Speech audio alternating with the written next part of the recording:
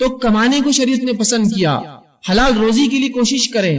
اب آئیے چند وہ حصول جس کے ذریعے، جس کے کرنے سے اپنی روزی میں ہم بڑھوتری کر سکتے، بڑھا سکتے ہیں، یا جتنا ہم کماتے ہیں اس کے اندر برکت آ سکتی ہے۔ دونوں ہی باتیں ایک ساتھ بول رہا ہوں میں، ورنہ کچھ لوگ کہیں گے اب آپ نے تو اصول بتا دیے، ہم نے اس پر عمل کرنے کی کوشش کی، لیکن کچھ نظر تو نہیں آیا کہ تنخواہ 5 سے 6 ہزار تو آج تک نہیں ہوئی۔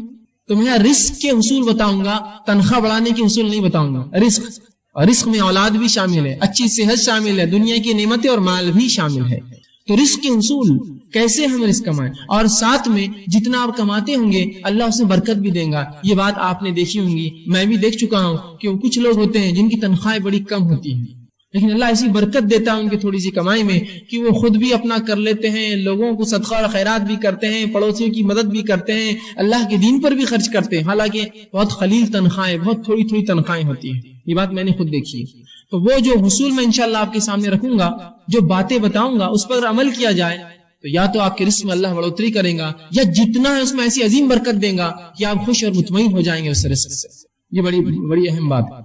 اب یقیناً ایک درس میں، ایک لیکچر میں مکمل پورے شرائط، پورے اصول بتانا میرے لیے ناممکن ہے، تو میں نے 10 کو چنا ہے، 10 ایسے اصول، ایسی باتیں، ایسی کنجیاں رزق کی جس کو اگر ہم اصولوں کو مان لے، اس کے مطابق زندگی گزارے، اس پر عمل پیرا ہو اور دل میں یہ اعتماد اور توکل رکھے، بھروسہ رکھے کہ اللہ اس کے ذریعے دیں گا، تو انشاءاللہ العزیز ضرور ہمارے رزق میں جو ہے بڑھوتری ہوں گی، اللہ اس میں ضرور برکت دینے والا ہے۔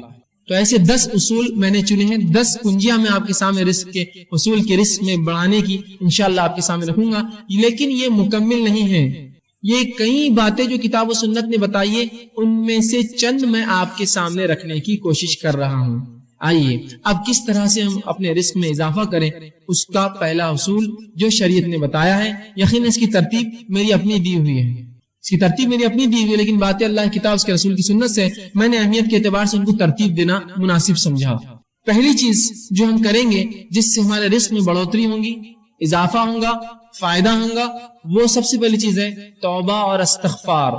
توبہ اور استغفار یہ سب سے پہلی چیز ہے رزق کے حصول میں، اس کی چابیوں میں، کہ اگر ہم چاہتے ہیں ہمارا رزق بڑھے، اس میں برکت آئے، مال و دولت اور بچے اولاد کے اندر اور ہماری دنیا کی نعمتوں میں اضافہ ہو، تو سب سے پہلا کام جو کرنا ہوگا توبہ اور استغفار۔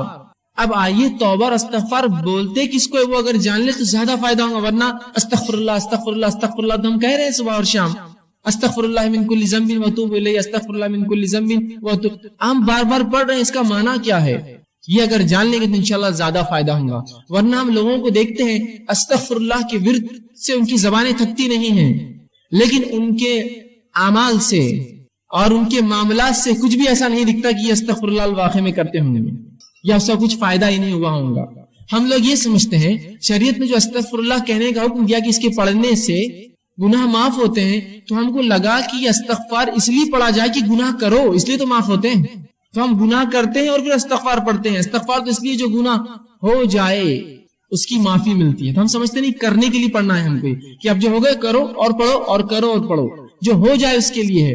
اور استغفار صرف الفاظ نہیں ہے، اس سے انسان کے معاملات بھی چھلکے کہ واقعی میں یہ توبہ کر چکا ہے، توبہ کرتا ہے، اس سے اس کے اعمال میں لگے کہ واقعی میں اس نے اپنی زندگی کی روش بدل دی، استغفار کرتا ہے۔ توبہ استغفار جس کو کہتے ہیں توبہ اس کا معنی ہوتا ہے۔ تو توبہ اور استغفار صرف الفاظ نہیں، یاد رکھیے۔ علامہ جو ہے راغب اصفہانی اور امام نووی رحمہ اللہ توبہ کے لیے چند شرائط لکھتے ہیں۔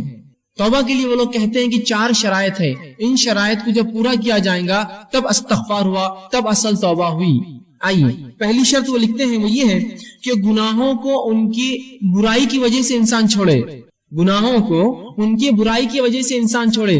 اس لیے گناہ نہ چھوڑے کہ اب بچیاں بڑی ہوگی، شادی کا مسئلہ آئیں گا، اگر باپ گناہگار رہیں گے تو بچوں کو نکاح کے پیغام نہیں آئیں گے، نہیں، اس لیے نہ چھوڑے۔ گناہوں کو ان کی برائی کی وجہ سے انسان چھوڑے، اس سے استغفار اور اس سے توبہ کرے۔ یہ نہیں کہ اب تو مجبوری ہے کہ اب مجھے گناہ چھوڑنا ہے، تو گناہوں کو ان کی برائی کی وجہ سے ترک کرے۔ اور پہلی شرط اپنی غلطی پر نادم ہو، گناہوں کو چھوڑنے کا ارادہ کیا، ان کی برائی کی وجہ سے اپنے گناہوں پر نادم ہوا کہ مجھ سے یہ گناہ ہوا۔ دوسرا وہ لکھتے ہیں آئندہ نہ کرنے کا عزم کیا، اب انشاءاللہ آئندہ میں وہ گناہ نہیں کروں گا. تیسری شرط، اگر بندوں کا معاملہ تھا تو وہ لے جا کر اس معاملے کو واپس کر دے. بندوں کا آپس میں کچھ مال لے لیا تھا، جائیداد لے لی تھی، زمین لے لی تھی، کچھ ایسا کام کیا تھا جو بندوں کا معاملہ تھا، اس معاملے کو جتنا ہو سکے لوٹا دے اس بندے کو جا کر. اور چوتھا وہ کہتے ہیں، بلکہ پہلی شرط وہی تھی میں نے پہلے آپ سے کہی کہ گناہوں کو ان کی معصیت کی وجہ سے چھوڑے، دوسرا گناہوں پر نادم ہو، تیسرا جو ہے گناہوں کو جو ہے پھر دوبارہ نہ کرنے کا عزم کرے، اور چوتھا اگر حقوق العباد بندوں کا معاملہ ہو تو اس معاملے کو اس چیز کو واپس لوٹا دے. یہ ہے استغفار، یہ ہے توبہ. تو اب توبہ کو یہ مت سمجھیے، کچھ لوگوں کو تو یہ بھی نہیں پتا توبہ ہوتی کیا ہے. وہ سمجھتے ہیں کہ نماز پڑھ لو، پھر نماز کے بعد ادھر ادھر دیکھو کوئی دیکھ رہا تو نہیں ہے آپ کو، اور اگر نہ دیکھ رہا تو جلدی سے دونوں ہاتھ لیتے ہیں اور گالوں کو دونوں طرف یوں کچھ تو بھی کرتے رہتے توبہ توبہ توبہ. یہ توبہ نہیں ہے. یہ تو بچوں کو نصیحت کے لیے سکھایا جاتا ہے کہ آئندہ ایسی غلطی نہ کرے، چلو توبہ کرو.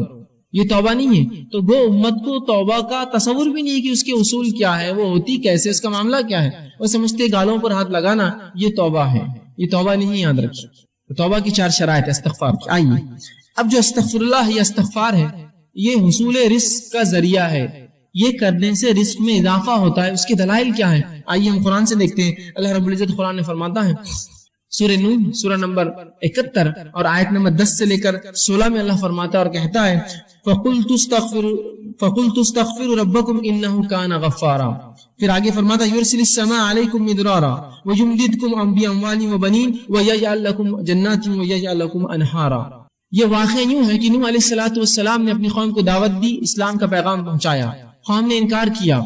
اس کے بعد اللہ رب العزت کے سامنے نوح علیہ السلام جاتے ہیں اور کہتے ہیں، اے اللہ یہ رپورٹ ہے میری، یہ کنکلوژن ہے میرا اس قوم کے تعلق سے کہ اے میرے رب، انہوں نے کہا فَقُلْتُ اسْتَغْفِرُوا رَبَّكُمْ إِنَّهُ كَانَ غَفَّارًا. اے اللہ میں نے اس قوم کو بار بار کہا، اے میری قوم اپنے رب سے توبہ کرو اپنی شرک اور گناہوں کی وجہ سے، یقیناً وہ تم کو معاف کرنے والا ہے. اب اگر تم استغفار کرو گے تو فائدہ کیا ہوگا؟ فرمایا یرسل السماء علیکم مدرارا. اگر تم استغفار کرو گے میری قوم تو اللہ آسمان سے تمہارے لیے بارش برسائیں گا. یرسل السماء علیکم مدرارا، موسلا دھار زبردست بارش برسائیں گا. پہلا فائدہ استغفار کا. پھر آگے اللہ نے کہا، نوح علیہ السلام کہتے ہیں مدرارا وَيُمْدِدْكُمْ بِأَمْوَالٍ وَبَنِينَ، اور اللہ تمہارے مال میں اور اولاد میں اضافہ کریں گا، بالخصوص مال میں اور لڑکوں میں تمہارے اضافہ کریں گا. کیا کرو گے تو؟ استغفار کرو گے تو. وَيَجْعَلْ لَكُمْ جَنَّاتٍ وَيَجْعَلْ لَكُمْ أَنْهَارًا، اور تمہارے لیے بہترین باغ بنائیں گا، باغات کو نکالیں گا. وَيَجْعَلْ لَكُمْ أَنْهَارًا، اور تمہارے لیے بہترین نہریں نکالیں گا. اگر کیا کرو گے تو؟ استغفار. اے میری قوم اگر تم یہ کر لو تو آسمان سے بارش پاؤں گے، مال میں اضافہ پاؤں گے، اولاد اور لڑکوں میں اضافہ پاؤں گے، اور تمہیں بہترین باغ اللہ دے گا، اچھی نعمتیں دے گا، اور جو ہے تمہارے لیے جو ہے نہریں نکالیں گے ان باغوں میں. استغفار کی دیکھیے نوح علیہ السلام نے اپنی قوم کو کیا فائدے بتائے. یہاں کہا پورے رزق میں جو چیزیں آتی ہے، بارش کا برسنا ایک بنیادی اصول ہے رزق کے لیے. آج بھی اگر انسان ٹیکنالوجی میں اور کسی بھی چیز میں جتنی ہی آگے بڑھ چکی ہو، لیکن آج بھی آسمان کی طرف نگاہ سب کی ہوتی ہے. اگر بارش نہ برسے اور آپ کہیں گے کہ بھائی مجھے کیا فرق پڑتا ہے، میں تھوڑی کاشتکار ہوں، آپ کاشتکار نہ بھی ہو تو جب آپ بازار سبزی خریدنے جائیں گے تو آپ کہیں گے واقعی میں بارش نہ ہونے کا نقصان ہے. تو رزق بڑھاتا ہے اللہ رب العزت انسانیت کے لیے، توبہ اگر قوم کرے تو. یہاں اللہ رب العزت دیکھیے کہ فرما رہا ہے کہ اگر توبہ کرو تو بارش برسائیں گا، اور اس کے بعد فرمایا کہ وہ تم کو مال میں اور اولاد میں اضافہ دیں گا. تو اگر اصول رزق، اگر ہم مال میں بڑھوتری چاہتے ہیں، اولاد میں اضافہ چاہتے ہیں، استغفار کریں. حسن بصری رحمہ اللہ یہ کبار تابعین میں سے ہے. ان کے پاس ایک شخص اور کہا ہے حسن ہمارے علاقے میں قحط سالی ہے، میں کیا کروں؟ تو کہا استغفار کر، توبہ کر. دوسرا شخص کہا اے حسن مجھے رزق میں تنگی ہے، مال میں تنگی ہے، کیا کروں؟ تو کہا جا استغفار کر. تیسرا شخص کہا اے حسن میرے باغ سوکھ چکے ہیں، میں کیا کروں اس کے لیے، حل بتاؤ شرعی، استغفار کر. ایک شخص اور کہا کہ مجھے اولاد نہیں ہے، لڑکے نہیں ہیں، کیا کروں؟ تو کہا جا استغفار کر. تو ان کے شاگردوں نے پوچھا اے استاد، اے حسن بصری، تم نے 4 لوگ آئے، 4 سوال کیا، اولاد نہیں، کسی نے کہا قحط کا کہا، کسی نے کہا باغ میں میرے جو ہے سوکھا پڑ چکا ہے، اور کسی نے مال کے تعلق سے کہا. تم نے سب کو ایک ہی جواب دیا، استغفار کرو، استغفار کرو، استغفار کرو. تو کہا میں نے کوئی بات اپنے دل سے تھوڑی کہی ہے.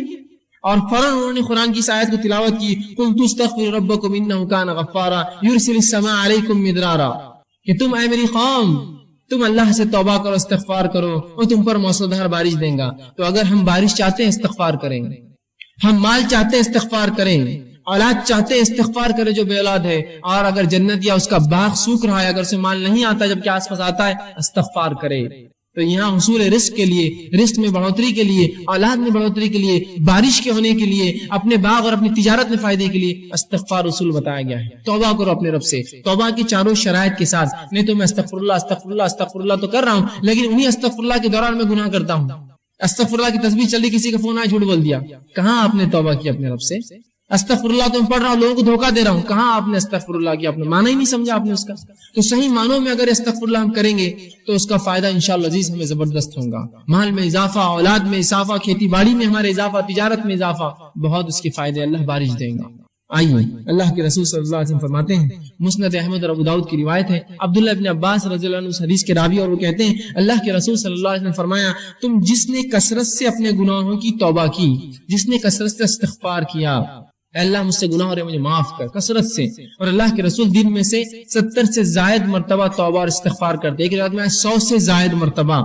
نبی اکرم صلی اللہ علیہ وسلم گناہ نہیں کرتے تھے، یہ قوم کو تعلیم تھی کہ جب تمہارا نبی معصوم ہونے کے بعد اتنا استغفار کرتا ہے تم اس سے زیادہ کرو۔ تو توبہ اور استغفار کر دے اللہ کے رسول۔ تو کہا کہ جو کثرت سے اللہ سے اپنے گناہوں کی توبہ کرے، استغفار کرے، پہلا فائدہ اللہ اس کو ہر غم سے نجات دیں گا۔ اللہ اس کو ہر غم سے، کس کو آج غم نہیں اور پریشانی نہیں، غم اور پریشانی سے نجات چاہیے، استغفار کرے۔ دوسرا فرماتے ہیں ہر مشکل سے باہر نکال دیں گا اسے۔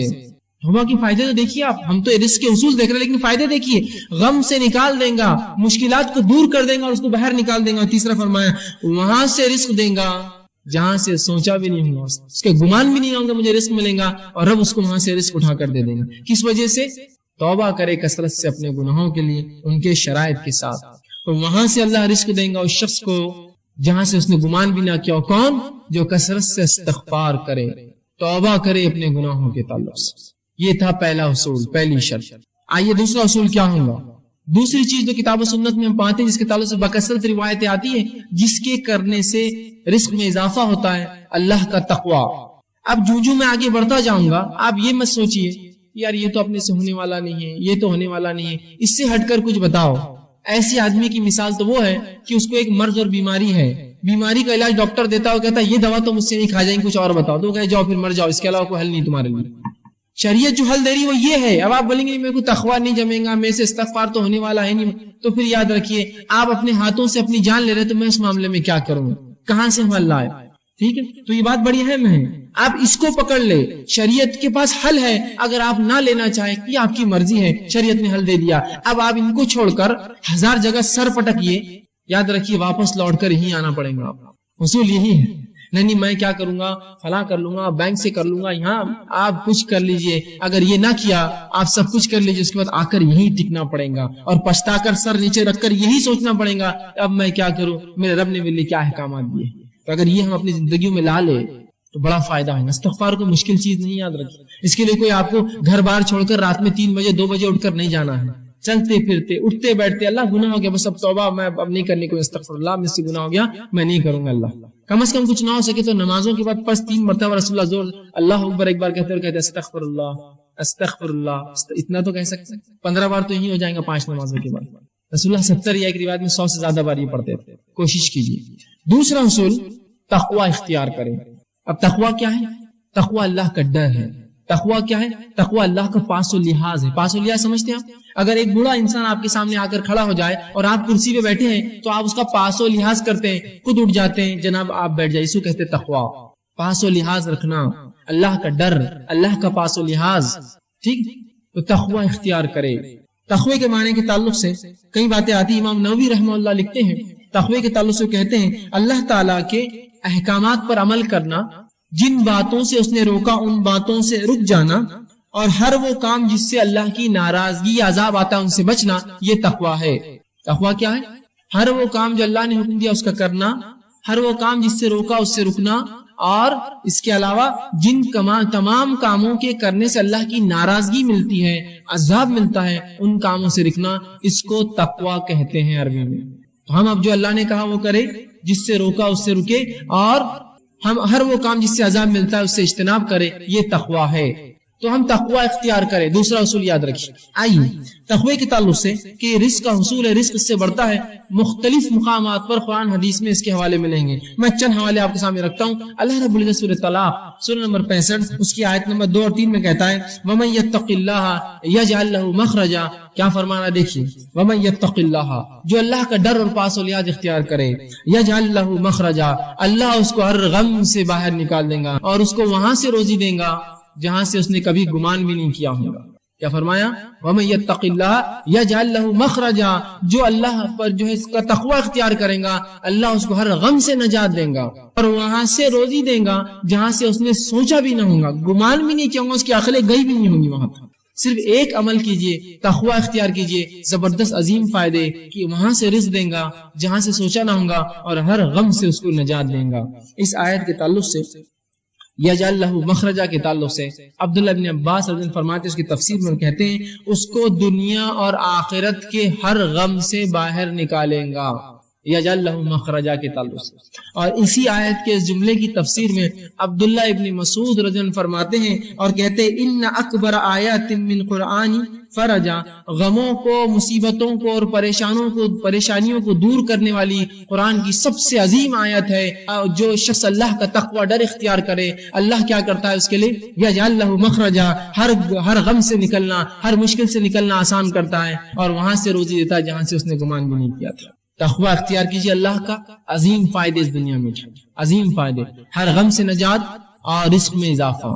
اسی طرح اللہ رب العزت قرآن میں سورہ اعراف سورہ نمبر 7 آیت نمبر 92 میں فرماتا ہے کہتا ہے وَلَوْ أَنَّ أَهْلَ الْقُرَىٰ آمَنُوا وَاتَّقُوا لَفَتَحْنَا عَلَيْهِمْ بَرَكَاتٌ مِّنَ السَّمَاءِ وَالْأَرْضِ، کہ اگر یہ بستی والے ایمان لائے، وَلَوْ أَنَّ أَهْلَ الْقُرَىٰ آمَنُوا، اگر اس بستی والے ایمان لائے، وَاتَّقُوا اور اللہ کا ڈر اختیار کرے، لَفَتَحْنَا عَلَيْهِمْ بَرَكَاتٍ مِّنَ السَّمَاءِ وَالْأَرْضِ، تو ہم ان کے لیے آسمان اور زمین کے برکت کے دروازے کھول دیں گے. کس کے لیے؟ جو ایمان لائے اور اللہ کا ڈر اختیار کرے اللہ آسمان اور زمین کے دروازے اس کے لیے رزق کے کھول دیں گا، برکت کے دروازے کھل جائیں گے اس کے لیے جو اللہ کا تقوی اور ڈر اختیار کرے. دیکھیے کیسا عظیم فائدہ ہے اللہ کا ڈر اور تقوی اختیار کرنے کہ اللہ آسمان اور زمین کی برکت کے دروازے کھول دیتا ہے. آج دیکھیے کبھی بارش تو ہوتی ہے، کھیتی فصل تو آتی ہے، پیسہ بھی کبھی ہاتھ لگتا ہے، برکت کہاں ہے اس کے اندر؟ ایک زمانہ تھا، آپ نے بھی سنا ہوگا، میں نے بھی سنا ہے کہ لوگوں کی تنخواہیں 100-200 روپے، 40 اور 50 روپے ہوا کرتی، لیکن حالات یہ تھے ایک ایک انسان 10-10 20 اور 25-25 لوگوں کو پالتا تھا اپنے گھر میں. اتنی برکت تھی اس روپے میں. آج ہم ہزاروں اور لاکھوں کما کے بھی 2 اولاد کو پالنا ہمارے لیے مشکل ہے. یہ تو برکت چھین گئی زمین و آسمان ہم جو دیتی تھی، ہم جو فائدے تھے، اس لیے کہ ہم نے ایمان لا کر اللہ کا ڈر دل میں رکھا. صرف ایمان نام کو لایا، مسلمان ہے. اگر ڈر رکھتے تو اللہ آسمان و زمین کی برکت کے دروازے اس بستی والوں پر، ایمان والوں پر کھول دیتا. اور یہ توحید کی برکت ہے، یاد رکھیے. اور جس قوم نے توحید کو اپنایا اللہ نے اس کے لیے زمین و آسمان کے دروازے برکت کے کھول دیے. اس کے نمونے آپ دیکھ سکتے ہیں ان قوموں کے تعلق سے جو قومیں کسی زمانے تک پستی میں رہی اور اس کے بعد اللہ رب العزت نے ڈر اختیار کیا اور توحید پر آئی. اللہ رب العزت نے زمینوں کے نیچے سے خزانے ان کے لیے کھول دیے. جب انہوں نے اللہ کا ڈر اور تقوی اختیار کیا اور توحید پر اڑ گئے تو اللہ نے ایسی جگہ سے روزی دی جہاں سے گمان بھی نہ کی ہوں گی. کس نے گمان کیا تھا؟ ان علاقوں کو جن کو بنجر زمین اور چٹیل ریگستان مانا جاتا تھا کہ اس کی زمین کے نیچے سے سونا اگلیں گی وہ زمینیں اور پیٹرول کی شکل میں مادے نکل رہے ہیں. آج دنیا اس کا فائدہ اٹھا رہا ہے، ممالک اس کا فائدہ اٹھا رہے ہیں. کبھی کیا گمان میں کیا ہوں گا ان ممالک کی زمین کے نیچے اللہ نے ان کے لیے ایسے رزق رکھے؟ تو توحید کی برکت ہے، یاد رکھیں. جو قوم توحید پر آ جائیں گی اللہ آسمان و زمین کے دروازے کھول دیں گا، وہاں کھول دیے ان کے لیے. یہ فائدہ ہوتا ہے بستی والوں کو کہ اگر وہ ایمان لائے جیسا حق ہے، تقوی اختیار کرے اللہ کا، تو ایسی جگہ سے رزق دیتا ہے گمان نہ کیا ہوں گا اور آسمان زمین کی برکت کے دروازے ان کے لیے کھول دیتا ہے. تو یہ بڑی اہم چیز ہے، یاد رکھیں اللہ کا ڈر اور تقوی اختیار کریں. اسی طرح عبداللہ ابن عباس رضی اللہ عنہ فرماتے ہیں اور کہتے ہیں اس آیت کے تعلق سے اس کی تفسیر میں کہتے ہیں لَوَسَّعْنَا عَلَيْهِمُ الْخَيْرَ وَيَسَّرْنَاهُ لَهُم مِّن كُلِّ جَانِبٍ، کہ اس آیت کے تحت جو بات سمجھ میں آتی وہ یہ ہے کہ ہم ان کے لیے خیر کو عام کر دیتے ہیں. زمین آسمان اور زمین کی جو برکت کے دروازے کھول دیے جاتے ہیں، اس کا معنی وہ کہتے ہیں عبداللہ ابن عباس رضی اللہ عنہ کہ اس کا معنی یہ ہے کہ اللہ ان کے لیے جو ہے ہر جانب خیر عام کر دیتا ہے اور اس کو حاصل کرنا ان کے لیے آسان کر دیتا ہے. خیر کو اللہ عام کر دیتا ہے ایسی قوم کے لیے اور حاصل کرنا اس سے زیادہ اس کو آسان کر دیتا ہے. کبھی خیر تو عام ہوتا ہے لیکن حاصل نہیں کر پاتے ہیں اس سے.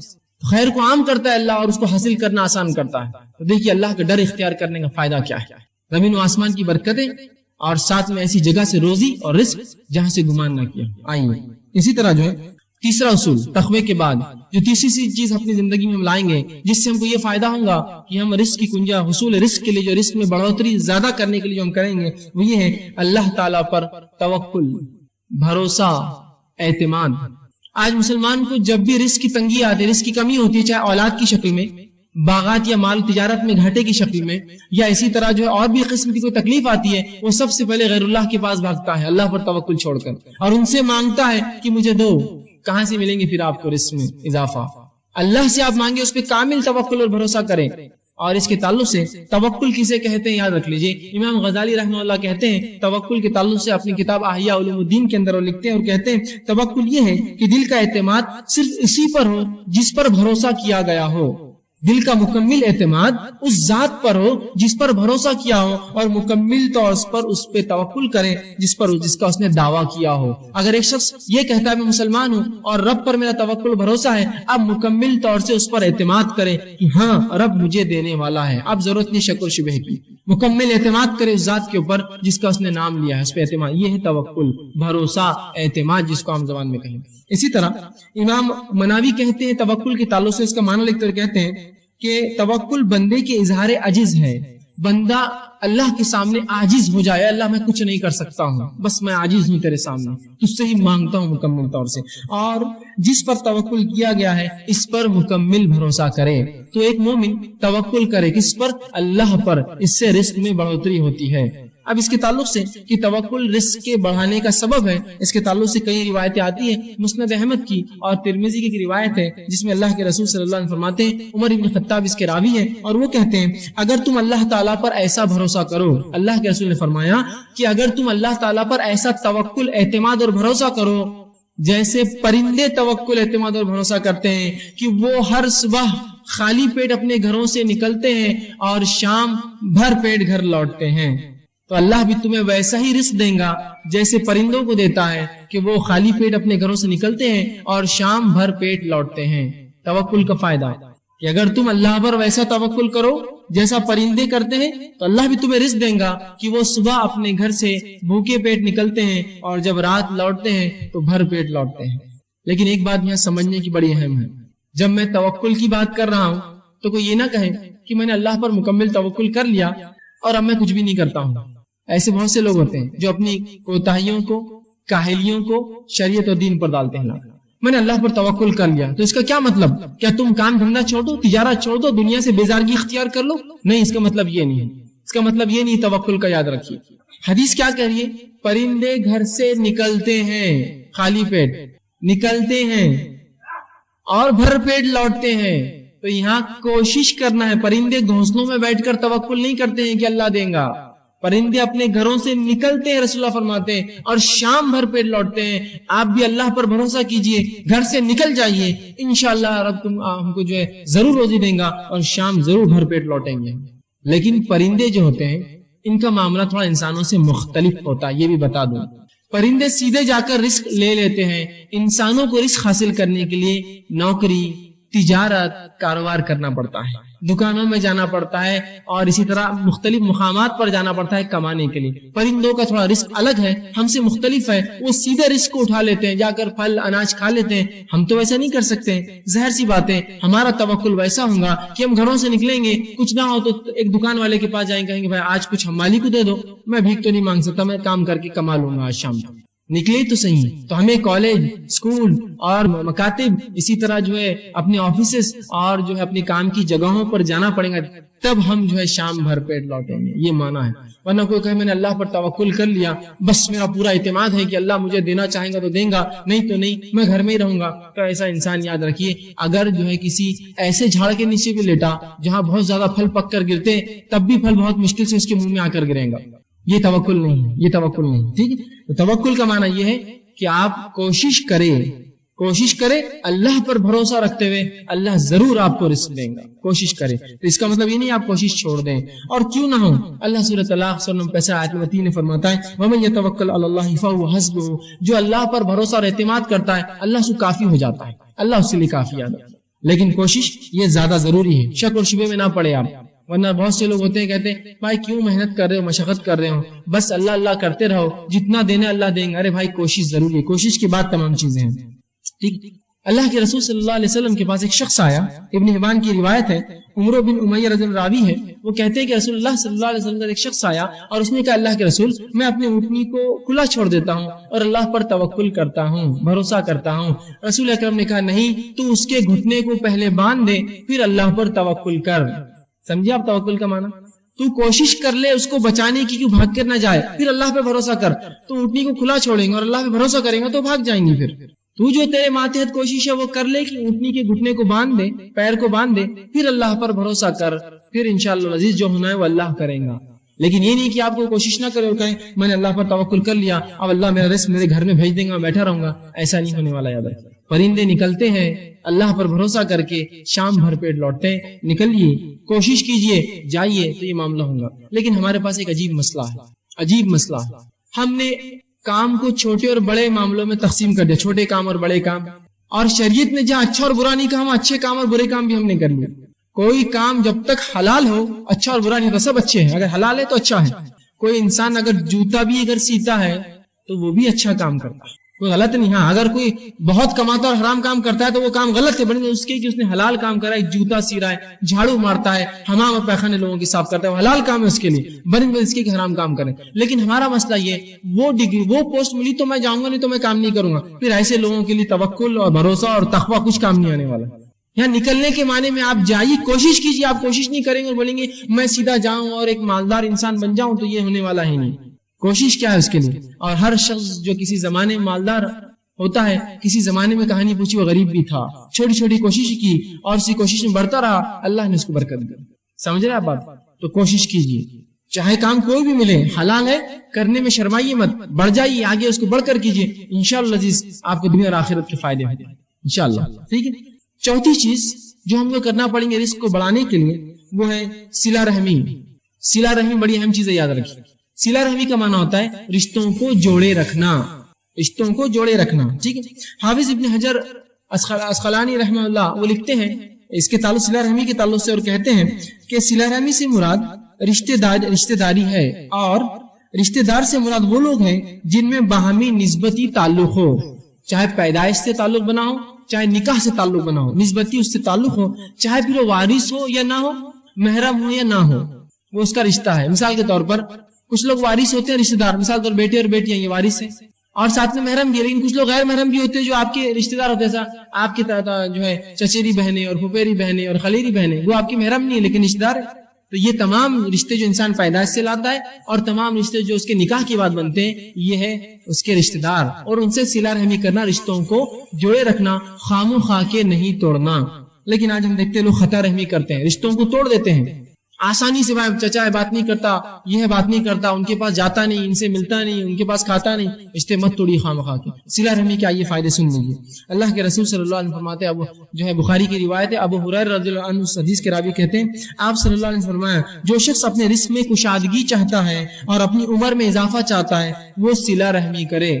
جو شخص اپنے رزق میں کشادگی، روزی میں بڑھوتری چاہتا ہے اور عمر میں برکت اور اضافہ چاہتا ہے وہ صلہ رحمی کرے، رشتوں کو باقی رکھے، خام و خواہ رشتے نہ توڑے. آئیے دوسری روایت، انس بن مالک رضی اللہ عنہ فرماتے ہیں، بخاری کی روایت ہے، فرماتے ہیں رسول اللہ نے کہا جو شخص یہ چاہتا ہے کہ اس کے رزق میں وسعت ہو، کشادگی ہو اور عمر میں بڑھوتری اللہ بڑھائے تو وہ صلہ رحمی کرے، رشتوں کو باقی رکھے، خام و خواہ رشتے نہ توڑے. اسی طرح مسند احمد اور ترمذی کی ایک روایت ہے جس میں اللہ کے رسول صلی اللہ علیہ وسلم فرماتے ہیں، ابو ہریرہ رضی اللہ عنہ حدیث کی بھی راوی ہے، وہ کہتے ہیں اللہ کے رسول نے فرمایا اپنے خرابت داروں کے تعلق سے معلومات حاصل کیا کرو، اپنے رشتہ داروں کے بارے میں معلومات لیا کرو، اس لیے کیا فرماتے ہیں تاکہ تم صلہ رحمی کر سکو، تاکہ ان سے رشتے باقی رکھ سکو. بلا شبہ بغیر شک کے صلہ رحمی سے خاندان میں محبت، صلہ رحمی کرنے سے خاندان میں محبت، مال میں کثرت اور عمر کے اندر اضافہ ہوتا ہے. صلہ رحمی کرنے سے خاندان میں محبت، مال میں کثرت اور کیا ہوتا ہے، عمر میں اضافہ ہوتا ہے. تو ہمیں بھی چاہیے ہم صلہ رحمی کریں. اسی طرح طبرانی کی ایک روایت ہے جس میں آپ صلی اللہ علیہ وسلم فرماتے ہیں اور صلہ رحمی کا ایک ایسا عظیم فائدہ بتاتے ہیں. حضرت علی رضی اللہ عنہ حدیث کے راوی وہ کہتے ہیں جو شخص اس بات کو پسند کرے کہ اس کی عمر میں اضافہ ہو اور اس کے رزق میں وسعت ہو اور اس سے بری موت سے اللہ بچا لے اور دور کر دے، وہ صلہ رحمی کرے۔ جو شخص یہ چاہتا ہو کہ اس کے مال کی کثرت و مال بڑھے، عمر میں اضافہ ہو اور بری موت سے اللہ اس کو بچا لے، وہ صلہ رحمی کرے، رشتوں کو جوڑے رکھے۔ آئیے صلہ رحمی کا ایک اور فائدہ دیکھیے، عظیم فائدہ۔ رسول اللہ فرماتے، ابن حبان کی روایت ہے، ابو بکر رضی اللہ عنہ حدیث کے راوی ہے، وہ کہتے ہیں اللہ کے رسول نے فرمایا، تمام نیکیوں میں سب سے زیادہ جس نیکی کا جلدی بدلہ مل جاتا ہے وہ صلہ رحمی ہے۔ تمام نیکیوں میں سب سے جلدی جس نیکی کا بدلہ ملتا ہے وہ صلہ رحمی ہے، اور پھر فرماتے ہیں جس کا ثواب حاصل ہوتا ہے صلہ رحمی سے ملتا ہے، یہاں تک کہ جب کسی برے خاندان کے لوگ، نیک نہیں ہے، برے لوگ، برے خاندان کے لوگ اپنے رشتہ داروں سے صلہ رحمی کرتے ہیں تو اللہ تعالیٰ ان کے مالوں کو بڑھا دیتا ہے۔ کیا فرما رہے ہیں؟ سب سے جلدی بدلہ اگر کسی عمل کا دنیا میں ملتا ہے تو وہ صلہ رحمی ہے، حتیٰ کہ کوئی خاندان ہے جو نافرمان ہے اپنے رب کا لیکن لوگوں کے رشتے، اپنے رشتوں کو باقی رکھتا ہے، تو اللہ اس کو دنیا میں یہ بدلہ دیتا ہے کہ اس کے مال کو بڑھا دیتا ہے۔ حالانکہ لوگ گنہگار ہیں لیکن بدلہ کیا مل رہا ہے دنیاوی صلہ رحمی کا، کہ مال کو بڑھا دیتا ہے، ان کی اولاد کی تعداد بڑھا دیتا ہے، مال میں اضافہ کرتا ہے، اولاد میں اضافہ کرتا ہے، ہوتا ہے، اور کسی بھی صلہ رحمی کرنے والے کا خاندان محتاج نہیں رہ سکتا، چاہے گناہگار کیوں نہ ہو، صلہ رحمی کرتا ہے تو انشاءاللہ العزیز محتاج کبھی نہیں ہوگا، محتاج نہیں ہوگا۔ آج کے اس دور میں ہم سمجھتے ہیں خطا رحمی کرنے سے محتاجی دور ہوگی، ہے نا، ارے یار رشتے رکھیں گے تو مانگنے آ جائیں گے، رشتہ دار مانگیں گے، پیچھے یہ کریں گے، رشتے توڑ دو، توڑیں گے تو نہیں، رشتے جوڑیے، اضافہ ہوگا رزق میں، اولاد میں اضافہ ہوگا، اور سب سے جلدی بدلہ اگر کسی نیکی ملتا ہے تو وہ صلہ رحمی یاد رکھیے، تو صلہ رحمی میں آگے بڑھیے، رشتوں کو جوڑیے۔ پانچواں اصول جس پہ ہم عمل کرنے کی کوشش کریں گے جس سے رزق میں اضافہ ہوتا ہے وہ یہ ہے اللہ تعالیٰ کی راہ میں خرچ کرنا، اللہ تعالیٰ کی راہ میں خرچ کرنا، اللہ نے جو مال دیا ہے۔ اب دیکھیے ایک بات، جب بھی خرچ کرنے کی بات آتی ہے تو لوگ مالداروں کی طرف دیکھتے ہیں، بھائی تمہارے لیے بات ہے، ہمارے لیے تو نہیں، ایسا ہوتا ہے۔ جب بھی خرچ کرنے کی بات آئی، بھائی یہ تو تمہارے لیے، ہم تو اس سے بری ہیں، بری نہیں ہے کوئی بھی اس سے۔ ایک آدمی جو دن بھر میں 10 روپے کماتا ہے، ایک آدمی جو دن بھر میں 10 روپے کماتا ہے، اگر وہ بھی اللہ کی راہ میں روپیہ خرچ کرے تو اس کو کبھی کبھار اس شخص سے زیادہ اجر ملتا ہے جو لاکھوں روپیہ خرچ کرے، معلوم ہے؟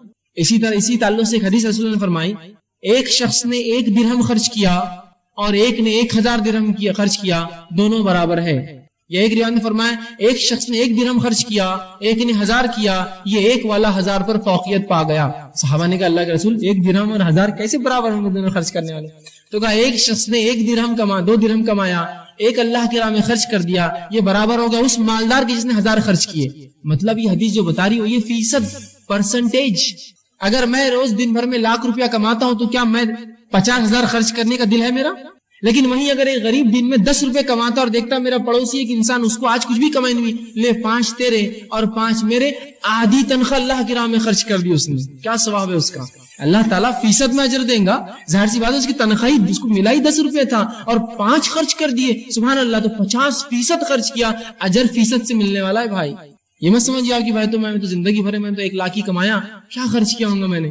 نہیں، آپ کا فیصد کیا تھا بھائی؟ اگر لاکھ میں سے 25,000 خرچ کیے تو آپ نے 25% دولت اللہ کے نام میں خرچ کر دی۔ اور کبھی کبھار مال و دولت والوں کو اتنی توفیق نصیب نہیں ہوتی کہ فیصد میں اپنے مال سے نکالے۔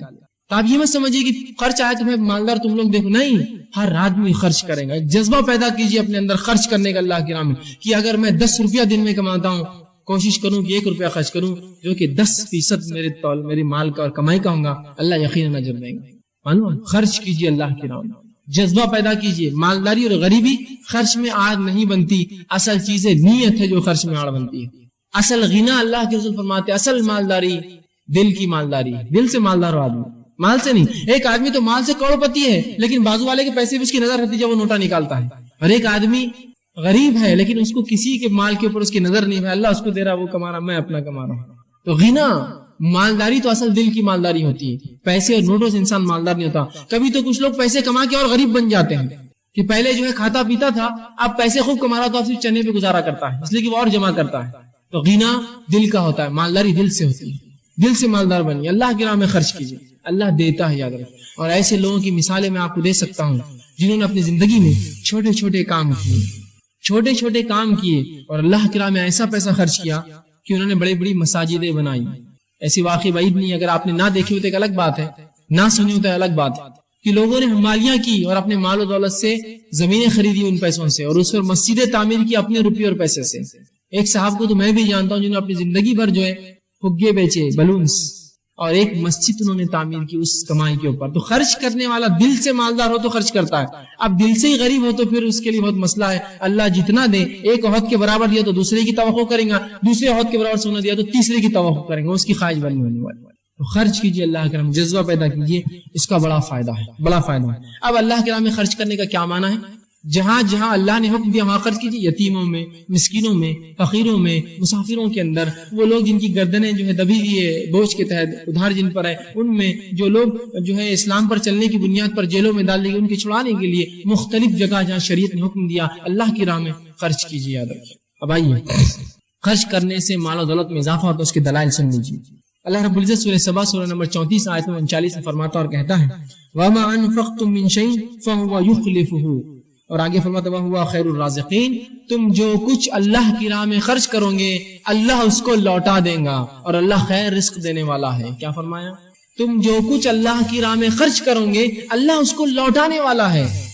یخلفہ, تم کو واپس پلٹائیں گا اللہ وہ چیز.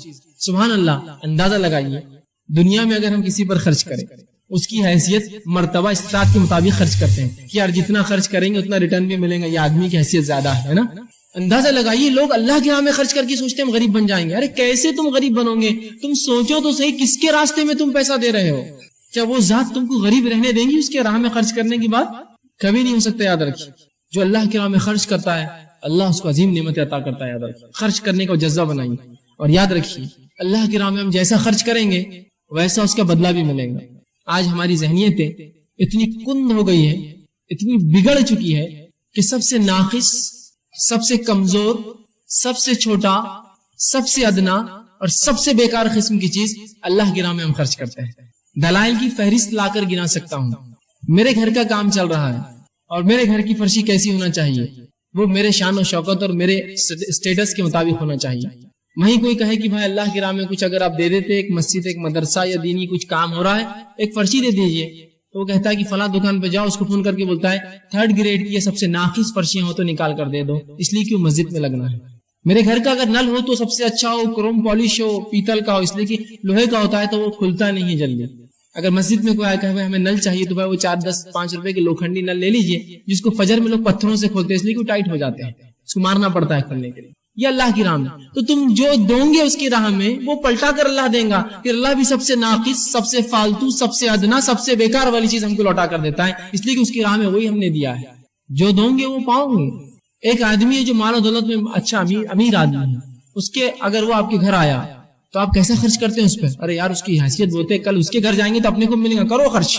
تو اللہ کی راہ میں خرچ کرتے کوتا جو دنیا کو کھلاتا ہے, جس نے ہم کو دیا اور جو آگے بھی دیں گا, اس کے راہ میں تم ہلکا ہوتے. اور جیب میں بھی جب ہاتھ ڈالتے ہیں, جب اللہ کے راہ میں خرچ کرنے کا معاملہ آیا تو اگر موٹا سکہ آتا ہے تو اس کو چھوڑ کے پتلا ڈھونڈتے ہیں اس کے اندر سے, کہ تو یہ موٹا 5 کا ہو گیا ہوں گے, اس کو چھوڑ دو نیچے. لیکن اس سے پتلا اور اس سے چھوٹا اگر کوئی مل جائے تو وہ اللہ کی راہ کے لیے. لیکن وہیں ہزاروں روپیے, یہ 1000 کی نوٹ جو سب سے بڑی نوٹ ہے آج ہمارے علاقے کے اندر, یہ نوٹ بھی چھوٹی لگتی ہے جب دوستوں کے ساتھ ہوٹلوں میں جاتے ہیں اور بازاروں میں گھومتے ہیں. 1000 روپیے دوستوں کے لیے کیا میں خرچ کر پاؤں گا؟ تو شرمندگی کی بات ہے, صرف 1000 روپیے اور میرے 5 دوست میرے ساتھ گھوم رہے ہیں. اور وہی اللہ کی راہ میں سب سے ناقص. تھوڑا اپنی ذہنیت کو بدلنے کی زبردست ضرورت ہے. اللہ کی راہ میں سب سے اچھا, سب سے بہتر, اس لیے کہ جس کی راہ میں خرچ کر رہا ہوں یخلفہ, وہ پلٹانے والا ہے مجھ پر. اور اللہ جب پلٹائیں گے تو بہرحال اس کا کیا معاملہ ہوگا اندازہ لگائیے. ایک مالدار کو آپ نے تحفہ دیا, کیا اس سے آپ وہی تحفے کی امید کرتے ہیں؟ ارے نہیں بھائی, وہ تو اپنی حیثیت کے حساب سے تحفہ لائیں گا آپ کے زبردست. تو اللہ دنیا میں بھی پلٹائیں گا, آخرت میں پلٹانے والا ہے. کہا کہ تم جو کچھ خرچ, وما انفقتم من شیء, تم اے مسلمانوں جو کچھ خرچ کرو, یخلفہ شیء فهو یخلفہ, اللہ تمہیں لوٹا دے گا, وہو خیر الرازقین, اور وہ بہتر رزق دینے والا ہے. خرچ کیجیے اللہ کے راہ میں, اس کے بڑے ثواب. اسی طرح ابن کثیر رحمہ اللہ اس کی تفسیر کرتے سے آیت کی اور کہتے ہیں تم جو بھی خرچ کرو گے اللہ دنیا اور آخرت میں اس کا بدلہ دے گا. اس کا وہ اس آیت میں وعدہ کر رہا ہے, یخلفہ, پلٹاؤں گا میں, مطلب اللہ کا وعدہ ہے. اور یہ بات ہم جانتے ہیں کہ اللہ سے زیادہ بہتر وعدہ اور پکا وعدہ کسی کا نہیں ہو سکتا ہے نا. خود اللہ نے اسے گواہی دی, وَمَنْ أَوْفَىٰ بِعَهْدِهِ مِنَ اللَّهِ, کہ اللہ سے زیادہ پکا وعدہ کس کا ہو سکتا ہے. اللہ وعدہ کر رہا ہے میں پلٹاؤں گا تمہارے پہ مسلمانوں, تم خرچ تو کرو میرے اوپر. تو ہم جو کچھ اللہ کی راہ میں خرچ کریں گے اللہ وہ ہم کو پلٹا کر دینے والا ہے، یاد رکھیے وہ پلٹانے والا اللہ سبحانہ تعالیٰ، ٹھیک۔ اسی طرح اللہ رب العزت قرآن میں سورہ بقرہ آیت نمبر 268 میں فرماتا ہے جو کہ خرچ کرنے کے خلاف شیطان کیسا ورغلاتا ہے ایک مومن کو، دیکھیے اللہ فرماتا ہے اور کہتا ہے الشیطان یعیدکم الفقر ویأمرکم بالفحشاء واللہ یعیدکم مغفرۃ منہ وفضلا واللہ واسع علیم۔ اللہ کہتا ہے الشیطان یعیدکم الفقر، شیطان تمہیں مسلمانوں فقیری کا ڈر دلاتا ہے، ارے اللہ کی راہ میں خرچ کروں گے تو بچوں کا کیا ہوگا، اللہ کی راہ میں خرچ کروں گے تو معاملات کیا ہوں گے، اللہ کی راہ میں خرچ کروں گے تمہارا اسٹیٹس کہاں جائے گا، تم کہاں خرچ کرو پیسہ۔ تو شیطان تمہیں فقیری کا ڈر دلاتا ہے، فقرا، وَيَأْمُرُكُمْ بِالْفَحْشَاءِ، اور تمہیں بے حیائی کا حکم دیتا ہے، کیا کرنے لگاتا ہے، تم کو ڈراتا ہے اللہ کی راہ میں خرچ کرنے سے اور بے حیائی کے کام کراتا ہے۔ اور اللہ کیا کہتا ہے، دیکھیے اللہ فرماتا ہے وَاللَّهُ يُعِيدُكُم مَغْفِرَةً، اللہ تم کو بلاتا ہے، وعدہ کرتا ہے اپنی مغفرت کا، منہ وفضلا، اور اپنے طرف سے فضل کا، واللہ واسع علیم، اللہ وسعت والا اور علم والا ہے۔ اس آیت کے تعلق سے جو ہے عبداللہ ابن عباس رضی اللہ عنہ فرماتے ہیں شیطان دو وعدے کرتا ہے، اللہ دو وعدے کر رہا ہے۔ شیطان دو وعدے کیا کر رہا ہے، خرچ کرو گے تو تم ڈوب جاؤ گے اللہ کے نام، اور فحش کرو، گندے کام کرو۔ اللہ دو وعدے کر رہا ہے، خرچ کرو گے تو مغفرت کروں گا اور جو دیا ہے اس کے فضل کو اور بڑھا دوں گا، فضل وعدہ کر رہا ہے، واللہ واسع علیم، اللہ وسعت رکھنے والا ہے، فضل دینے والا ہے۔ تو شیطان ڈراتا ہے ہم کو، یاد رکھیں، ارے خرچ مت کرو بھائی فلاں ہو جائے گا، ارے یہ مت کرو بھائی ایسا ہو جائے گا، وہ ڈراتا ہے، ڈری مت اس کے بہکانے سے۔ اور ایک مال تو ایسی چیز ہے، یہ ایسا دوست ہے اور ایک ایسا ساتھی ہے جس کے تعلق سے اللہ کے رسول فرماتے ہیں تین دوست ہے، تین دوست ہے۔ ایک دوست تو وہ ہے جو انسان کے مرتے اس کا ساتھ چھوڑ دیتا ہے، دوسرا دوست وہ ہے جو قبرستان تک ساتھ آتا ہے، اور تیسرا وہ ہے جو خبر میں اور آخرت میں ساتھ آئیں گے۔ پہلا دوست جو سب سے انسان کا پکا دوست ہوتا ہے لیکن سب سے بے وفا ہے، وہ مال ہے، مرتے ہی ساتھ چھوڑ دیتا ہے وہ۔ کیا آپ نے کبھی دیکھا کسی کی موت ہوئی اور اس کی تجوری، اس کے غلے، اس کے بینک بیلنس، اس کے جو ہے شیئرز اور اس کے سرٹیفکیٹس لے کے دفنائے گئے، اس کے ساتھ تیرے ساتھ نہیں ہوتا ہے۔ حتیٰ کہ اگر کوئی انسان مر جائے اور ہاتھ میں کوئی اس کے چاندی کی کوئی انگوٹھی رہ جائے جس کو نہلا رہے اور پھنس جائے تو لوگ کاٹ کر نکالتے ہوئے 80-90 روپے کی انگوٹھی بھی نہیں چھوڑتے ہیں، ایسا بے وفا ہے۔ اگر خبر کے اندر کوئی مٹی ڈال رہا اور جیب میں سے کوئی سکہ گر جائے تو بولتا رک جاؤ، پیسہ نہیں۔ اتنا بے وفا ساتھی ہے، اور اس سے سب سے زیادہ محبت انسان کرتا ہے، سب سے زیادہ اس کے لیے حرام خوری، رشتوں کو توڑتا ہے، لوگوں کو اذیت دیتا ہے، مالوں کو لوٹتا ہے، بیجا وہ کرتا ہے، سب کرتا ہے۔ یہ ساتھی مرتے ہی آپ کا ساتھ چھوڑتا ہے، بولتا بس میرا معاملہ ختم ہوا۔ دوسرے ساتھی رشتہ دار جو صرف قبرستان تک دفنانے آتے ہیں، کوئی اپنے ماں باپ کے ساتھ خود دفن نہیں ہوتا، کوئی بیوی بچوں کے ساتھ خود نہیں جاتا۔ اور تیسرا وہ ساتھی ہے جو ہمارا سب سے کمزور ساتھی ہے، جس کو ہم سب سے ناقص دوست سمجھتے ہیں، جس کو ہم دوستی رکھنا بھی نہیں چاہتے، وہ اعمال ہے جو خبر میں بھی آئیں گے، جو آخرت میں بھی کام آئیں گے۔ یہ سب سے پکا دوست بنائیے اعمال، اللہ کے راہ میں خرچ کیجیے، ٹھیک۔ اسی طرح ابو ہریرہ رضی اللہ عنہ فرماتے ہیں، مسلم کی روایت ہے، اللہ کے رسول صلی اللہ علیہ وسلم فرمایا، بڑی زبردست بات کہی، اور دیکھیے کیا فرمایا، یا ابن آدم انفق علیک، اے آدم کی اولاد، اے آدم کے بیٹو، مجھ پر خرچ کرو، میں تم پر خرچ کروں گا، انفق علیک، میں تم پر خرچ کروں گا، تم مجھ پر خرچ کرو، تم میری راہ میں دو میں تمہیں دوں گا۔ اب اندازہ لگائیے، اللہ کہہ رہا ہے تم میری راہ میں دو میں تمہیں دوں گا۔ اللہ تو دور، اگر دنیا میں کوئی ایک مالدار انسان جو امین ہے، جو امانت دار ہے، آپ کو پتا ہے اور دھوکہ نہیں دیتا، وہ اگر آپ سے کہے کہ جاؤ خرچ کرو میرے نام سے، میں تم کو دوں گا، آپ بولیں گے بھائی تمہارا وعدہ ہے تو پھر تمہیں سب کچھ لوٹا دوں گا اللہ۔ تو یہ اللہ کہہ رہا ہے اے آدم کی اولاد، حدیث قدسی ہے، تو میری راہ میں خرچ کر، میں تجھ پر خرچ کروں گا۔ اندازہ لگا جو اللہ خرچ کرنے کی بات کر رہا ہے، تو آپ ایک اورنگ باد کے مالدار کی حیثیت دیکھیے، اگر وہ آپ سے کہے کہ میں تم پر خرچ کروں تو کیا سوچ رہے ہیں آپ؟ اگر مہاراشٹر کا سب سے مالدار انسان کرے میں تم پر خرچ کروں گا تو کیا سوچ رہے ہیں آپ اسے؟ 200-400 روپے نہیں بھائی، وہ تو بہت دیں گا۔ اور ہندوستان کا سب سے مالدار انسان کرے ارے میں تم پہ خرچ کروں گا، اور اگر دنیا کا سب سے مالدار انسان کہے کہ خرچ کروں گا تو کیا سوچ رہے ہیں؟ تو اندازہ لگائیے، جو رب ہے دنیا کو پالنے والا، جو رزق دینا، وہ کہہ رہا ہے میں تم پر خرچ کروں گا، کیا امید کرتے ہیں اس سے؟ کیا امید کرتے ہیں اس سے؟ تو اللہ کے راہ میں خرچ کیجیے، اللہ ہم پر خرچ کرے گا، زبردست آفر ہے اللہ کی طرف سے، ٹھیک۔ تو اللہ کے راہ میں خرچ کرنے کے بڑے فائدے ہیں۔ ایک حدیث بہرحال آتی ہے جس میں اللہ کے فرماتے ہیں ہر روز 2 فرشتے دنیا میں آتے ہیں، بخاری کی روایت ہے، ابو ہریرہ اس کی راوی ہے، اور ایک کہتا ہے اللہ جو تیرے راہ میں خرچ کرے اس کے مال کو بڑھا، اور دوسرا کہتا ہے اللہ جو خرچ نہ کرے اس کے مال کو گھٹا دے۔ تو اللہ کے راہ میں جو مال خرچ نہیں ہوتا وہ خود بخود گھٹ جاتا ہے، ٹھیک۔ اب اسی طرح چھٹا اصول ہم رزق کو بڑھانے کے لیے کیا کریں گے، وہی ہے کمزوروں کے ساتھ احسان کیجیے۔ کمزور کون ہو سکتا ہے؟ بوڑھے لوگ جو ضعیف ہیں، اور احسان صرف پیسوں سے نہیں ہوتا، یاد رکھیے، ہم سمجھیں تو احسان میں تو صرف پیسے نہیں، ایک مالدار انسان لیکن بوڑھا ہے، اس کی مدد کیجیے، اس پہ احسان ہے. آپ کمزوروں کے ساتھ احسان کیجیے. یتیم ہیں، بیوائیں ہیں، مسکین ہیں، بچے ہیں، ہے نا، مصیبت زدہ لوگ ہیں، آفت اور بلاؤں میں پھنسے ہوئے، جیسا زلزلے آ گئی، یہ کمزور لوگ ہیں، مدد کیجیے، ان پر احسان کیجیے، اس سے رزق بڑھتا ہے. اللہ کے رسول فرماتے ہیں، بخاری کی روایت ہے، حضرت سعد رضی اللہ عنہ نے ایک بار یہ شک ہوا اور انہوں نے ایک بار کہا، ان کے ذہن میں خیال آیا جو کہ اللہ کے رسول نے کہہ دیا اور کہا کہ اپنے کمزوروں پہ انہوں نے اپنی برتری کا اظہار کیا. رسول اللہ کے پاس ایک دن گئے اور کہا، اے اللہ کے رسول، ہمارے کمزوروں پہ ہماری برتری ہے، جو کمزور لوگ ہیں، پریشان حال لوگ ہیں، جو معذور لوگ ہیں، جو بیوائیں، ان پہ اپنی فضیلت انہوں نے ظاہر کی کہ ہم ان سے بہتر اور اچھے ہیں. تو اللہ کے رسول نے فرمایا اور کہا، تو رسول اللہ نے ان کو جواب دیا، تمہاری مدد صرف تمہارے کمزوروں کی وجہ سے کی جاتی ہے اور انہی کی وجہ سے تمہیں رزق دیا جاتا ہے. اللہ تمہاری مدد تمہارے کمزوروں کی وجہ سے کرتا ہے، اپنی فضیلت مت جھاڑو ان پر. تم یہ سمجھ رہے ہو کہ اس لنگڑے کو، اس یتیم کو تم پال رہے ہو، ارے اس کی وجہ سے تمہاری نصرت، تمہاری مدد اللہ کرتا ہے مشکلوں میں، اور اس کی وجہ سے تم رزق دیے جاتے ہو، رزق ملتا ہے. تو کمزوروں کے ساتھ احسان کیجیے، اور احسان ہمیشہ صرف مال سے نہیں ہوتا ہے، یاد رکھیے، احسان صرف مال سے نہیں ہوتا ہے. خندہ پیشانی سے ملنا، خوش حال سے ملنا، یہ بھی احسان ہے. یاد رکھیے، خوشی سے ملا، میرے بھائی آگے آئیے، یہ ہے کمزور. اور واقعی میں ایک انسان جو کمزور ہے، مصیبت زدہ، پریشان ہے، آپ کی ایک ہنسی اس کے کئی غموں کو دور کر دیتی ہے. ایک ہنسی مسکرا کے مل لیا، میرے بھائی کیسا ہے. خندہ پیشانی سے ملنا، بوقت ضرورت مال خرچ کرنا، لوگ مصیبت میں تو مدد کرنا، یہ سب احسان ہے، یہ سب احسان. صرف احسان یہ مت سمجھیے کہ پیسے دینا احسان، نہیں، اور بھی چیزیں احسان. اور ان کے لیے دعائیں کرنا، یہ بھی احسان ہے، یاد رکھیے. دعائیں کرنا، خندہ پیشانی سے خوشی سے ملنا، اور مدد کرنا، اور تعاون جب ضرورت پڑے کرنا، جب ضرورت پڑے اپنے وسیلے سے کوئی کام ان کا کروا دینا، یہ بھی احسان ہے، یہ بھی احسان. احسان کیجیے کمزور لوگوں پر، چاہے وہ بیوہ عورتیں ہوں، یتیم بچے ہوں، معذور ہو، مسکین ہو، کمزور ہے یہ سماج کی، مدد کیجیے ان کی، احسان کیجیے جو کچھ اپنے طرف سے کر سکتے ہیں. اتنا تو کر سکتا ہوں میں کہ ایک معذور کو اگر گاڑی نہ دلا سکوں تو کبھی موقع مل جائے تو اس کو اٹھا کے گود میں دوسرے کا چھوڑ تو سکتا ہوں، یہ میرا احسان ہے. اس پر ضروری تھوڑی کہ ہر بار میں پورا کر سکوں. یہ سوچئے، ہم میں وہ جذبہ بھی ختم ہو گیا. کئی بار ہوتا ہے کہ کچھ لوگ دکھتے ہوں گے آپ کی سڑک پر معذور، جو اپنی سائیکل چڑھاتے ہوں گے، چڑھاؤ پر جو چڑھتی نہ ہوں گی، لوگ دیکھتے ہیں یہ نکلا کیوں ہوں گا معذور گھر سے باہر، ارے میرے بھائی وہ مصیبت میں، اس کو پہلے دھکا دے کر اوپر چڑھا.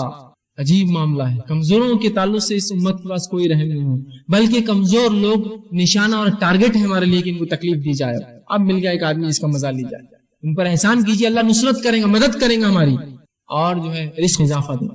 ٹھیک. اسی طرح مسند احمد کی روایت ہے، آپ صلی اللہ علیہ وسلم فرمایا، ابو دردہ رضی اللہ عنہ حدیث کے راوی نے کہا کہ میری رضا کمزور لوگوں کے ساتھ احسان کرنے سے حاصل کرو. اگر تم چاہتے ہو کہ میں راضی رہوں تم سے قیامت کے روز، رسول اللہ فرماتے تو کمزوروں کی مدد کر کے میری رضا حاصل کرو قیامت کے روز. میں راضی ہو جاؤں گا تم سے اگر تم کمزوروں کی مدد کر کے آؤں گے، تو وہ عمل کر کے آؤں گا تو میری رضا کمزوروں سے مدد کر کے حاصل کرو، حاصل کرنے کی کوشش کرو، کیونکہ تمہیں اپنے کمزور اور ضعیفوں کی وجہ سے رزق اور نصرت دی جاتی ہے. رزق جو ملتا ہے نا، اور جو مدد آتی ہے اللہ کی، یہ کمزوروں کی وجہ سے آتی ہے. یہ نہ سمجھے کہ ہم بڑے اونچے ہیں، بلکہ اللہ کا شکر ادا کرے کہ اللہ نے مجھے اچھا رکھا، اب میں ان کی مدد کروں. اس لیے کہ کمزوروں سے جو قوی ہے وہ آزمائے جاتے ہیں، مالداروں غریبوں سے مالدار آزمائے. دنیا میں اللہ آزماتا ہے ایک سے دوسرے، جس کو صحت دی اس کو کمزوروں سے آزماتا ہے. اللہ دیکھتا ہے اس کی مدد کرتا ہے کہ ٹھیک ہے، تو ان کی مدد کے لیے. 7واں پوائنٹ جو چیز ہم کریں گے حصول رزق کے لیے وہی ہے کہ اللہ کی عبادت کے لیے فارغ ہونا، اس کا بڑا اجر ہے، اس سے رزق میں اضافہ ہوتا ہے. اب میں جب کہہ رہا ہوں اللہ کی راہ میں فارغ ہونا، تو آپ یہ مت سمجھیے کہ اب وہ جو بوریا بستر لے کر اب بولیں گے اب مسجد میں رہنے جا رہا میں، بھی بچوں کو بھائی اب بس اب تم رہو، بہت دن ہو گئے، اب میں اللہ کے راہ میں فارغ نہیں. فارغ ہونے کا علماء معنی لکھتے یہ ہے کہ جو کچھ عبادت بندہ کرے خالص اللہ کے لیے کرے اور مکمل خوشی و خضوع سے کرے، یہ ہے اللہ کے لیے فارغ ہونا. مثال کے طور پر مسجد میں جا رہا ہوں نماز کے لیے، تو مکمل خوشی اور خضوع اور اخلاص کے ساتھ نماز پڑھوں تو یہ اللہ کے لیے فارغ ہونا ہوا. سمجھ رہے بات؟ یہ ہے فارغ ہونا. تو یہ مت سمجھیے آپ کہ اب سب چھوڑ دینا دنیا آپ کو، نہیں. جو کچھ کروں گا خالص نیت سے اور خوشی اور خضوع، اعضاء اور جوارح، دل و دماغ سب میرا اس عبادت میں ہوگا. چاہے نماز پڑھ رہا ہوں، روزہ رکھ رہا ہوں، زکات دے رہا ہوں، حج کر رہا ہوں، عمرہ کر رہا ہوں، جو کچھ کروں، پوری ذکر و اذکار کر رہا ہوں اللہ کے، سب مکمل اپنے آپ کو اس میں اس کے اندر جو شامل کر دوں اور وہ عبادت کروں، یہ ہوتا ہے فارغ ہونا. آئیے اس کے تعلق سے مسلم کی روایت ہے، اللہ رب العزت اللہ رب العزت فرماتا ہے، اللہ کے رسول فرماتے ہیں ان تعبد اللہ کانک تراہ. احسان کے تعلق سے آتا ہے، مسلم کی طویل روایت ہے. آخری ایک حصہ جبرائیل علیہ السلام نے رسول اللہ سے پوچھا کہ احسان کیا ہے، تو آپ نے فرمایا ان تعبد اللہ کانک تراہ، تو اللہ کی بات ایسے کر جیسے تو اسے دیکھ رہا ہو، فَإِن لَمْ تَكُنْ تَرَى فَإِنَّهُ يَرَى، اگر تو یہ نہ تصور کر سکی وہ تو اسے دیکھ رہا ہے تو یہ جان لے اللہ تجھے دیکھ رہا ہے۔ مطلب مکمل طور سے اپنے آپ کو فارغ کر کے اللہ کی بات کر، جیسے تو اللہ کو دیکھتے ہوئے کر رہا ہے اپنے رب کو، اور یہ تصور نہ آئے تو یہ جان لے کہ تیرا رب تجھے دیکھ رہا ہے جب تو عبادت کر رہا ہے، ایسا خالص ہو کے عبادت کر رہا ہے، اعضاء و جوارح پورے اس چیز کے اندر، تو فارغ کرنا یاد رکھیے اس سے فائدہ۔ اسی طرح جو ترمذی کی روایت ہے، ابو ہریرہ رضی اللہ عنہ فرماتے ہیں اللہ کے رسول صلی اللہ علیہ وسلم فرمایا کہ اللہ فرماتا ہے، اے آدم کے بیٹے میری عبادت کے لیے اپنے آپ کو فارغ کر، اے آدم کے بیٹے میری عبادت کے لیے اپنے آپ کو فارغ کر، میں تیرے سینے کو تونگری سے بھر دوں گا، میں تیرے سینے کو اطمینان سے اور تجھے جتنا آتا ہے اس میں اطمینان دے دوں گا، سکون دے دوں گا۔ دوسرا فائدہ فرماتے ہیں تجھے بے نیاز کر دوں گا، تجھے ضرورت نہیں کسی سے مانگنے کی، تجھے بے نیاز کر دوں گا، اور ایسا نہ کیا اگر تو نے فارغ نہ کیا اپنے آپ کو میری عبادت کے لیے، ایسا نہ کیا تو تیرے ہاتھ ایسے کاموں میں الجھا دوں گا جس میں تو پریشان ہوگا، تجھے ایسے کاموں میں ملوث کر دوں گا جس سے تو پریشان ہوگا، اور تیری محتاجی کو کبھی ختم نہیں کروں گا، میں تجھے ہمیشہ محتاج رکھوں گا۔ تو جو بھی عبادت کرے خالص اللہ کے لیے ہم کریں، ٹھیک ہے۔ اسی طرح 8واں نکات جو ہمیں کرنا ہوگا اگر ہم چاہتے ہیں ہمارے رزق میں اضافہ، وہی ہے کہ شرعی علم کے حصول کے لیے جو لوگ اپنے آپ کو فارغ کرتے ہیں ان کی مدد کیجیے، اس کا بڑا اجر ہے۔ جو لوگ شرعی علوم کے لیے اپنے آپ کو فارغ کرتے ہیں، جو لوگ یہ کرتے ہیں کہ اپنے نفسوں کو فارغ کر دیتے ہیں کہ ہم جو ہے شرعی علم حاصل کریں گے اور اس امت کو جو دیں گے، جس طرح سے علماء ہوتے حفاظ ہوتے ہیں، ان کی مدد کیجیے، اس سے بھی رزق میں بڑھوتری ہوتی ہے۔ آئیے واقعہ سناتا ہوں، ترمذی اور حاکم کی روایت ہے، انس بن مالک رضی اللہ عنہ فرماتے ہیں اللہ کے رسول صلی اللہ علیہ وسلم کا ایک بھائی آیا جو اپنے دوسرے بھائی کی ایک شکایت لے کر آیا تھا، اور اس نے کہا اے اللہ کے رسول یہ میرا بھائی کیا کرتا ہے، تجارت پر زیادہ آتا نہیں ہے، اور بس جب موقع ملا بھاگ کر آپ کے پاس آتا ہے اور بس آپ کے پاس رہتا ہے، آپ کی ساتھ رہتا ہے اور علم سیکھتا ہے آپ سے۔ تو اللہ مطلب کمپلین شکایت کرنے لگا، اللہ کے رسول نے فرمایا شاید تجھے رزق اسی کی وجہ سے دیا جاتا ہے، اس طرح بھائی کے شرعی علم سیکھنے کی بنیاد پر ہی شاید تجھے اللہ رزق دیتا ہے۔ تو شرعی علوم کے لیے جو فارغ ہوتے ہیں ان پہ خرچ کیجیے، ان پہ خرچ کیجیے۔ عبداللہ بن مبارک رحمہ اللہ جو کہ امام بخاری کے بہرحال استاد بھی ہیں، ان سے جب کسی نے پوچھا کہ میں صدقہ کس کو دوں، اگر میں کچھ خرچ کرنا چاہوں تو کس پہ خرچ کروں، تو انہوں نے کہا کہ تو علماء پر خرچ کر، اس لیے کی طرح سب سے بہترین صدقہ ہوگا، سب سے زیادہ اجر دیں گے۔ جو فارغ کر لیتے اپنے آپ کو اللہ کے دین کے لیے خاص، ان پر خرچ کرنا اس کا بڑا اجر و ثواب۔ آج ہم نے یہ مسئلہ چھوڑ ہی دیا، جو لوگ اللہ کے لیے فارغ ہوتے ہیں ان پر خرچ نہیں کرتے ہیں، اور ان کو سب سے منیمم تنخواہ پر لا کر چھوڑ دیا، اور پھر ان کی بے بسی اور بدحالی کو لوگوں میں بیان کرتے ہیں، کائے کرنا تھا ایسا، پڑھنا لکھنا نہیں تھا کیا، فلاں نہیں کرنا تھا کیا۔ ارے یہ تو ذریعہ ہے آپ کے لیے کہ آج اگر یہ لوگ ہیں، اگر صحیح علم حاصل کر رہے ہیں، لوگوں تک پہنچا رہے ہیں، تو آپ ان کی مدد کیجئے، چونکہ انہوں نے اپنا وقت اور اپنی زندگیوں کو وقف کیا کسی کام کے لیے۔ لیکن پھر لگاؤں گا علماء حق کے لیے کام کیجئے، علماء سو کے لیے نہیں۔ ورنہ کچھ لوگ ہوتے ہیں جو لوگوں کے مال پر نظر رکھتے ہیں، صرف اپنی عبادتیں اور اپنا تمام کام لوگوں کے مال کے لیے کرتے ہیں۔ علماء حق پر خرچ کیجیے۔ تو انہوں نے کہا سب سے بہترین تیرا صدقہ وہ ہے کہ تو کسی طالب علم یا کسی عالم کے اوپر خرچ کر، اس لیے کہ یہی پھر امت کو، اور یقیناً امت کے وارث اللہ کے رسول نے کہا وہ ہے جو علماء حق ہے، وہ امت کے وارث ہے، تو ان پر خرچ کیجیے۔ حصول علم کے لیے جو فارغ ہوتے ہیں ان پر خرچ کرنا، اس کا بھی بڑا اجر ہے، بڑا اجر ہے۔ ٹھیک، 9واں پوائنٹ، 9واں نکات جو حصول رزق کے لیے ہم کر سکتے ہیں وہ یہ ہے کہ اللہ کی راہ میں ہجرت کرنا۔ جو اللہ کی راہ میں ہجرت کرتا ہے اللہ اس کے رزق میں اضافہ دیتا ہے، اور اللہ سبحانہ تعالیٰ قرآن میں فرماتا ہے۔ اب ہجرت کس کو کہتے ہیں پہلے سن لیجئے۔ ہجرت یہ نہیں ہے کہ میں ایک شہر سے دوسرے شہر جاؤں، میں اورنگ آباد سے نکلا بمبئی گیا اور لوگوں کو میں ہجرت کر کے آیا۔ ہجرت یہ ہے کہ جب ایک علاقے میں آپ کو اللہ کے دین پر چلنے نہ دیا جائے، اس وجہ سے آپ اس علاقے کو چھوڑ کر دوسرے علاقے میں جائے، دارالکفر کو چھوڑ کر دارالامن یا دارالسلام کی طرف بڑھے، تو اس کو ہجرت کہلاتی ہے۔ جیسے کہ اللہ کے رسول صلی اللہ علیہ وسلم کا صحابہ کو حکم دینا مکے سے ہجرت کر کے حبش جانے کی، یا مکے سے خود آپ کا ہجرت کر کے مدینہ جانا۔ ایک طرف کفر میں سے نکل کر آپ دارالامن میں گئے، کہ تو حبش چونکہ مسلمان ملک نہیں تھا، خالی دارالامن تھا، وہاں تکلیف نہیں پہنچی، اور مدینہ دارالسلام تھا، وہاں مسلمانوں کی حکومت ہو چکی۔ رسول اللہ جانے کے بعد تو بہرحال پورا مکمل طور سے وہ مسلمانوں کی قبضے میں آ چکا تھا۔ اس کو کہتے ہیں ہجرت۔ اللہ قرآن نے فرماتا ہے سورہ نساء آیت نمبر 100 کے اندر کہ جو اللہ کی راہ میں ہجرت کرے گا وہ زمین میں رہنے کی بہت جگہ اور روزی میں کشادگی پائیں گا۔ تو جو اللہ کی راہ میں عبادت کے لیے ہجرت کرتا ہے اللہ سبحانہ تعالیٰ یاد رکھیے اس کو اجر دیتا ہے۔ یہ 9واں پوائنٹ تھا۔ آئیے 10واں پوائنٹ اور آخری پوائنٹ جو ہوگا وہ یہ ہے کہ حج اور عمرے میں مطابقت کرنا، اس سے بھی رزق بڑھتا ہے۔ حج اور عمرے میں مطابقت کیا ہے کہ حج کیا، علماء لکھتے ہیں کہ حج کیا اور پھر اس کے بعد عمرہ کیا، پھر حج کیا، اس کے بعد حج آیا، پھر مطابق ایک کے بعد ایک عمرے اور حج کو کرنے سے بھی اللہ رزق میں اضافہ دیتا ہے. بہت سے لوگوں کو ہم نے دیکھا جب لوگ حج کو جاتے ہیں ایک سے دوسری بات لوگ بولتے رہے کیا بار بار حج کو جا رہے ہیں، اس سے اچھا یتیموں کو نہیں حج کو جانا چاہیے. یاد رکھیے اللہ نے استطاعت دیا ہے ضرور آپ دیں. ہاں لیکن یہ بات بھی غلط ہوگی کہ گھر میں ضرورت ہے آپ کے بھائی کو جو کہ بھوک سے مر رہا ہے اور آپ بولے میں حج کو جاؤں گا اس کو نہیں دوں گا، یہ تو غلط ہے. لیکن یہ کرتے ہوئے اگر کوئی چاہتا ہے اللہ نے مال و دولت دی ہے رزق میں اضافہ چاہتا ہے تو حج اور عمرے میں مطابقت کرے، حج کرے پھر عمرہ کرے، پھر حج کرے پھر عمرہ کرے اور پھر حج. مطابقت اس چیز کہتے ہیں ایک کے بعد ایک استطاعت اللہ نے دی ضرور کیجیے، اس سے بھی رزق میں اضافہ ہوتا ہے. اللہ کے رسول کی ترمذی کی اور نسائی کی روایت ہے جو عبداللہ ابن مسعود حدیث کے راوی آپ صلی اللہ علیہ وسلم نے فرمایا حج اور عمرے کو ایک دوسرے کے بعد ادا کرو کیونکہ وہ دونوں فقر اور گناہ کو، وہ دونوں غریبی کو اور گناہوں کو ایسے دھو ڈالتے ہیں جس طرح سے بھٹی لوہے کو اور زنگ کو الگ کر دیتی ہے اور بھٹی سونے کو اور چاندی کو اس کے میل اور کچیل سے الگ کرتی ہے. اس طرح حج اور عمرہ کرنے سے گناہ نکل جاتے ہیں اور اللہ فقیری کو دور کرتا ہے اور مالداری عطا کرتا ہے.